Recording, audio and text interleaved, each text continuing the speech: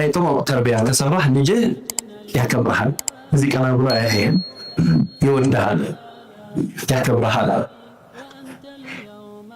የእንቢተኝነት ምንም አይነት እንቅስቃሴ ያሳያል። እጭ እንኳን አይልም፣ ያውቀዋል። ይሄንን እሱ ላይ ስለሰራ አላህ እንዳለው ማለት ነው።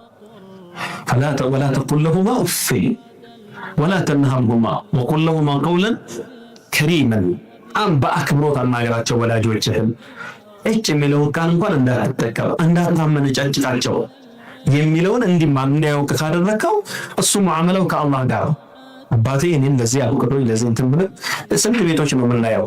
እናቷ እያናገረቻት በረዘግታ ትሄዳለች። በረዘግ እንዳሰማ እየጠራሁሽ እኮ ነው እያናገርኩሽ ሰምቻለሁ። ሀቅ ሰማሽ ነይና ይሄን አድርጌ እሺ ቆይ ስራ ይዣለሁ። ለእናቷ እኮ ከሰገራዋ ጋራ ከሽንቷ ጋራ ከምናምኗ ጋራ እንደዛ ሆነ ያሳደገቻት። ዛሬ ምላስ አወጣችና ዛሬ አደገችና ዛሬ ትልቅ ሆነችና መጣው ለእናት ሰምቻለሁ። ከዚህ ደግሞ ሲገባ እናትና አባት ላይ የሚሰጠው መልስ ከዛ ደግሞ የበለጠ ሲጠነክር እየከፋ ይመጣል። ስለዚህ حتى ለዱንያ ለኑሮ ለቤተሰብ ልጅ ላይ የመድረሳ ልጅ አደብ ያለው ልጅ ቁርአን የሚቀራ ልጅ የኡስታዞቹን የሸኾቹን ትምህርት የምትሰማ የሚሰማ ልጅ በቃ አንድ ምንም የት ወጣች የት ገባች። ዛሬ ሴት ልጅ ትንሽ መድረስ ጀመር ወላጆች ይጨነቃሉ። ትምህርት ቤት ልከው ይጨነቃሉ፣ ሱቅ ልከው ይጨነቃሉ፣ ጓደኛዬ ቤት ብላ ስትሄድ ይጨነቃሉ። ግን ከልጅነት ጀምሮ የሂጃብን ስርዓት የተሰጡን ስርዓት ከአጅነቢ ወንድ ጋራ ሊኖራት የሚገባውን ስርዓት በደንብ ተርቢያ ከተማረች የመድረሳ ልጅ የአደብ ልጅ ከሆነችስ ለሷ ይጨነቃሉ? ኧረ ማንም ማስነካው ማንም እንዲያያት አትፈጥረው። ወላ ወንድ መጨበጥ የለ ከወንድ ጋር መሳሳቅ የለም። ያ ካልሆነስ እንደፈለገች ሆና ካደገችስ ምን አመጣችብን ዛሬ ነው የሚሉት ወላጆች። ምን ይዛ ትመጣለች? ዛሬ አንዱ ይሸኛታል፣ ነገ ሌላው ይሸኛታል፣ ተነገ ወዲያው ሌላው ይሸኛታል። ደብተሯ ውስጥ የሆነ ደብዳቤ ይገኛል። የሆነ ደብዳቤ ለሆነ ይጻፈች ይባላል። ደብዳቤ ደግሞ ቀርቷል። የድሮ ነው ማውራዋ። ዛሬ በስልክ ነው ሁሉ ነገር ያኒ በስልክ በቴክስት በቴሌግራም በዋትስአፕ በምናምን خلاص ለወላጆች በሐሳብ ጭንቀት ምን ትሆናለች እቺ ልጅ ከማን ጋር ትገጥማለች?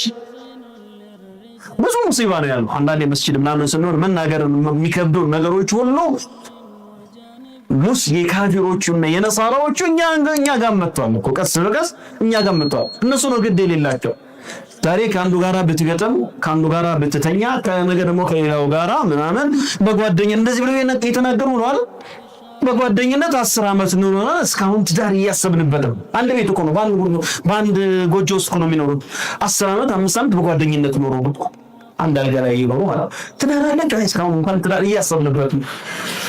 ይሄ ሁኔታ አንዳንድ ሙስሊሞች ጋር ይሄ ነገር የለም። ሱብሃንአላህ አልዓዚም። በምን ምክንያት ነው የመጣው?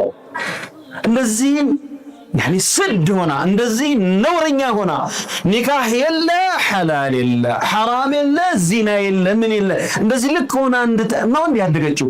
እንደዚህ ሆና ነው የተወለደችው። ላ ንጹህ ነበረች። ሁሉ ይወለዱ على الفطره ንጹህ ነው ሁሉ የሚወለደው ጨዋ ሆኖ ጥብቅ ሆኖ።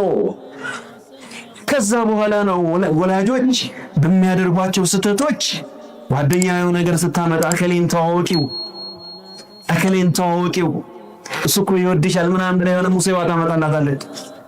እሺ ምናምን የሚባል ነገር የለም። ተዋወቁ የሚባል ነገር የለም። ከአጅነቢ ጋራ ምንም አይነት ዓላቃ አይኖራትም። ይህንን ከእናቷ አልተማረችም፣ ይህን ከአባቷ አልተማረችም፣ ይህን ከአክስቷ ከእናቷ እህት ከአባቷ እህት ከአክስት ከአጎት ልጆቹ አልተማረችም፣ ከመድረሳ አልተማረችም። ከየት ታመጣዋለች? ነውር ነው። እንዲህ አይነት ነገር እኛ ሙስሊሞች ጋር በጣም ነውር ነው፣ ተቀባይነት የለውም። ስለዚህ ይሄን ልትማር የምትችለው ምንድነው? መድረሳ በማድረግ ልጆች ተርቢያ ነው። ስለዚህ ወላጆች ልጆቻቸው ላይ ሲሰሩ ዱንያቸው እንኳን ሰላም ይሆናል። ያርፋው ልጄ ምን ሆነ እንደው አላህ የቀደረው የሆነ አደጋ ምናምን እሱ አትድነው። እሱ ሳይሆን ከተርቢያ አንፃር ከስነ ምግባር አንፃር ልጄ ያሳርፋል። በቃ ትገላገላለህ። አኺራው ቅድም የጠቀስነው ነገር ሁሉ ይጠቀሳል። ከዛ በተጨማሪ ደግሞ ያው አጀል ደርሶም በሚሞትበት ጊዜ ልጆቻችን ለኛ የማያልቅ ሀብቶች ናቸው። ረሱላህ አለይሂ ሰላቱ ወሰላም እንደነገሩን ኢዛ ማተ ኢብኑ አደም እንቀጠዐ ዐመሉሁ ኢላ ሚን ሰላስ፣ ሰውየው ሲሞት ኸይር ስራው በቃ ይቋረጥበታል ከሶስት በስተቀር ከሶስት ሰዎች በስተቀር ብለው የጠቀሱ አንዱ ምንድን ነው? አው ወለድን ሷሊሕን የድዑ ለሁ፣ አባቱን አይረሳም እናቱን አይረሳም። ሰላት ሰግዶ ሰላቱ ውስጥ ከሰላቱ በኋላ ለራሱ ዱዓን ሲያደርግ ለወላጆቹ ዱዓ ያደርጋል። እንደውም በአንዳንድ ሐዲሶች ላይ ነቢያችን ሰለላሁ ዐለይሂ ወሰለም እንደነገሩን ከሆነ ሰውየው ያልሰራው ኸይር ስራ ያልሰራቸው መልካም ነገሮች ሁሉ ይመዘገቡለታል ሐሰናቱ ላይ።